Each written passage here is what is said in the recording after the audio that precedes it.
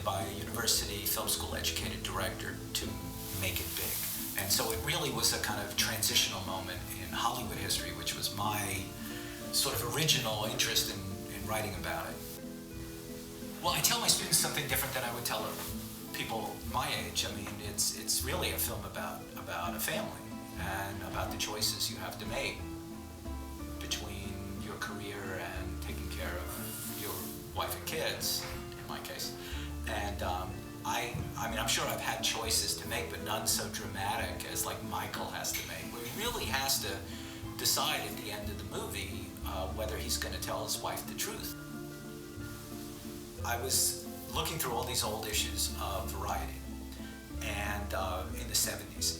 And then I did a sort of search so that I could find every time Godfather was mentioned after that. And in 1990, right when Godfather 3 came out, there was a piece written by Peter Bard, who was the editor of Variety at the time, who was a vice president of Paramount in 1972.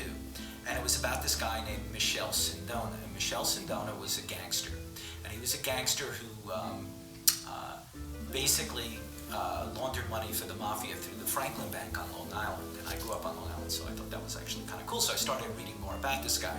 And apparently what happened was Charlie Bluthorn, who owned Gulf and Western owns Paramount, needed money to make The Godfather.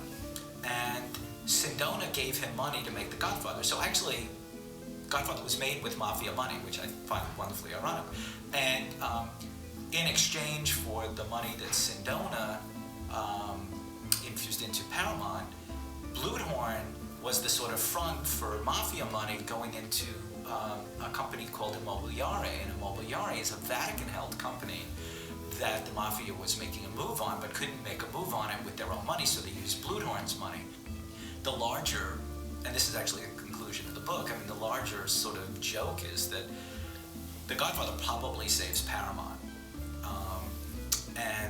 The Godfather doesn't get made without this gangster, Michel Sindona. So here's this gangster film financed by a gangster. And then the ending of the story is even better, though not too terrific for Sindona. Sindona, in order to cover up what he was doing at the Franklin Bank, had some law enforcement officer killed and ended up in a jail in Sicily and died mysteriously in jail of poisoning, no doubt another mafia hit.